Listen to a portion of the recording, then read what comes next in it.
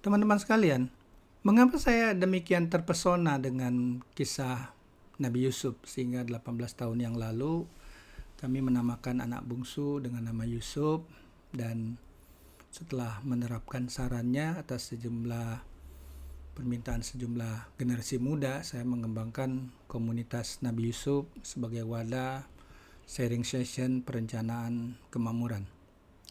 Saya tumbuh berkembang menjadi pribadi yang kritis, sering menanyakan karena saya melewati demikian banyak konflik.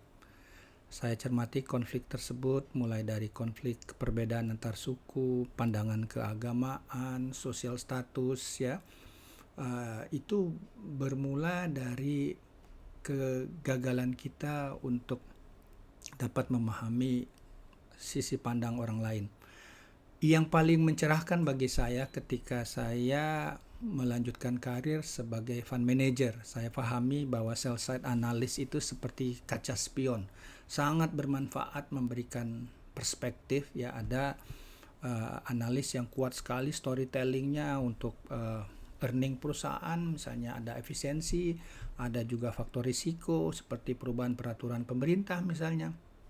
Namun setiap analis, ya, seperti kaca spion tadi, pasti ada blind spotnya.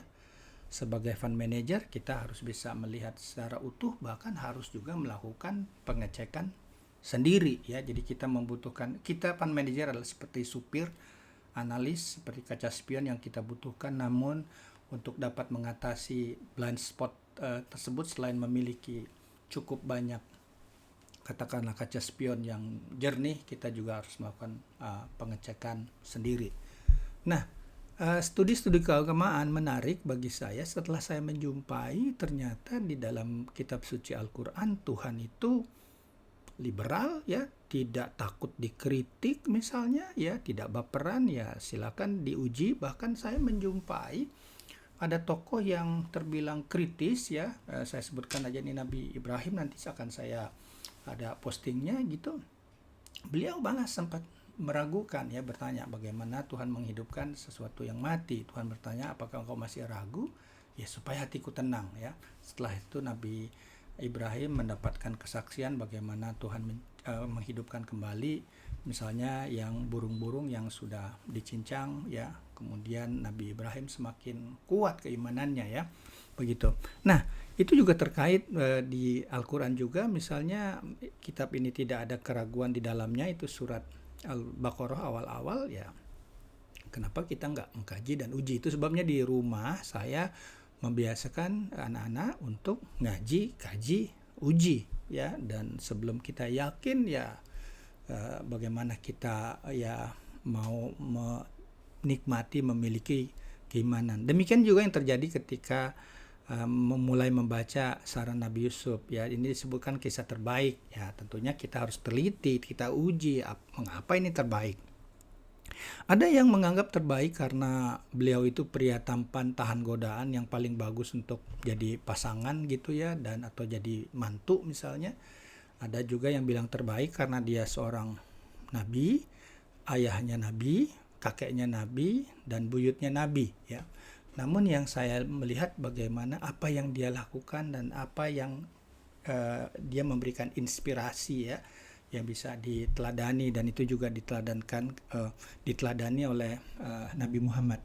Nah, dalam kapasitas saya sebagai yang belajar dan mengajar ilmu ekonomi, ya, berkarir di dunia ekonomi, dan saya mulai berkarir di bahana sekuritas ketika menjelang krisis. Akhirnya saya mempelajari krisis makroekonomik. Itu biaya krisis itu mahal sekali. Tugas saya adalah bagaimana menebak kapan satu krisis itu akan terjadi, dan yang lebih penting bagaimana mencegahnya, ya. Karena itulah saya sampai kepada kekhawatiran bahwa Indonesia berisiko growing old before growing rich, ya, setelah tahun 30, ya, istilah tuwir sebelum tajir, dan ternyata saran Nabi Yusuf itu luar biasa.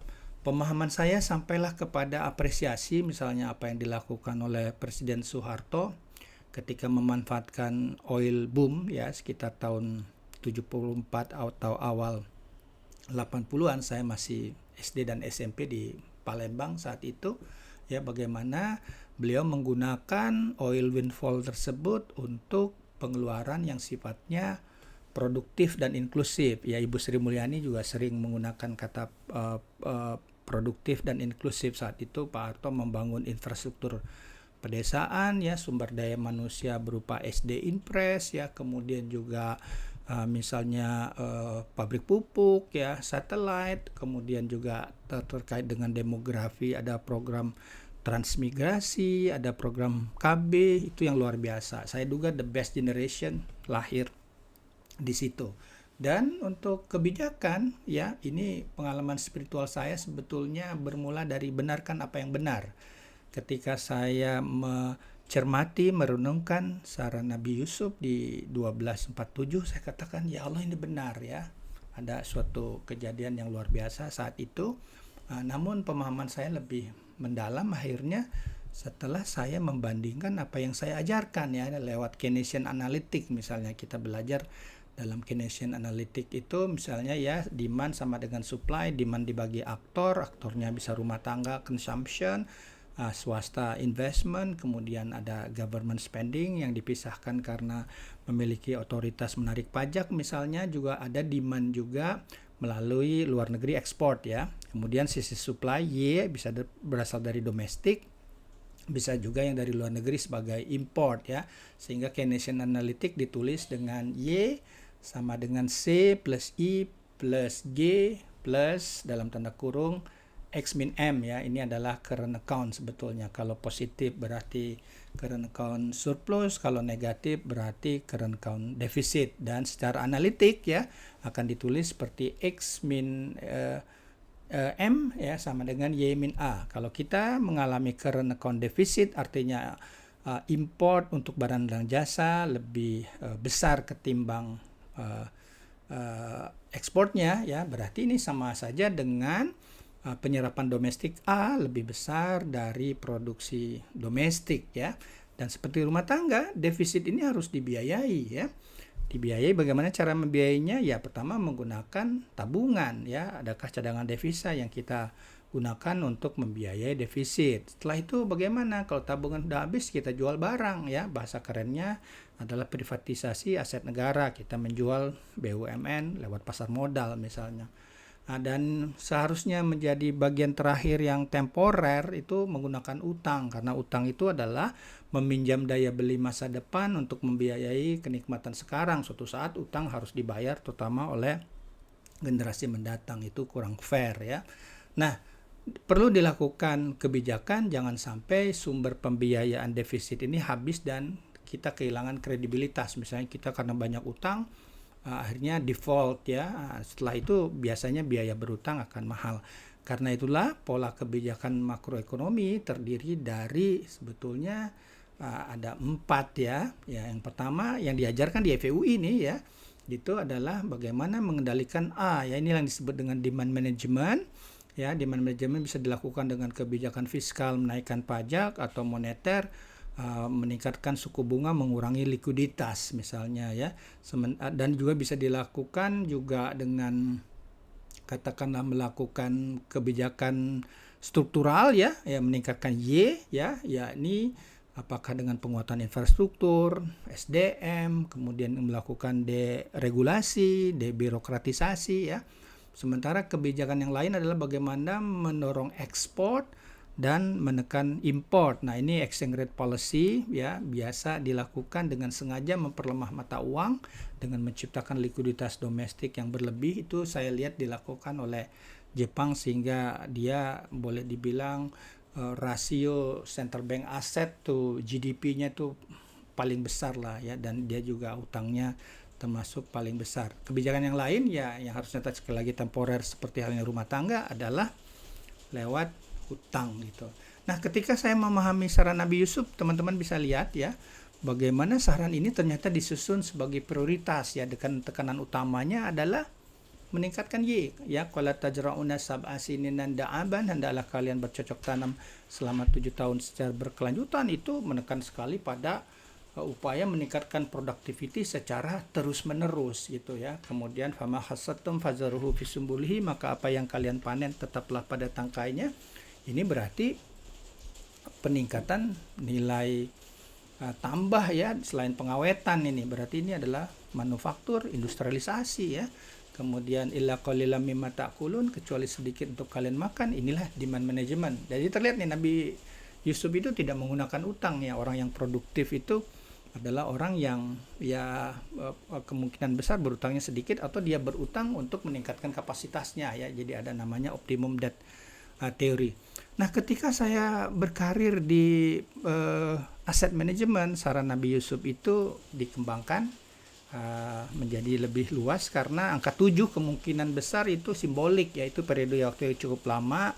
Setiap orang punya 2 periode invest dan harvest ya, tabur dan tuai. Karena itulah ya, selanjutnya berkembang seperti teman-teman sudah tahu, itu ada 3 tahapan investasi: growth, protection, distribution. Growth dengan talenta, dengan saham, dengan properti, dengan dunia usaha ya.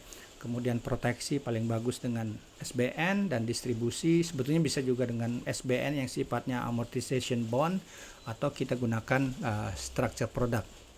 Nah, itu yang bagian yang boleh dibilang analitiknya, yang bagi saya mendapatkan keberkahan itu ketika saya jelaskan ini ya, dari sisi pandang ekonom dan fund manager. Ada 2 orang profesor dari Rusia, kemudian dia minta saya bisa nggak ceritakan seperti ini di Moskow ya. Jadi saya pernah menjadi pembicara di acara Russian Economic Challenge tahun 2017, dan saya sampaikan kepada Allah dalam hati bahwa saya tidak ada gunanya kalau tidak bisa diberikan kemudahan untuk menyampaikan saran Nabi Yusuf di sana.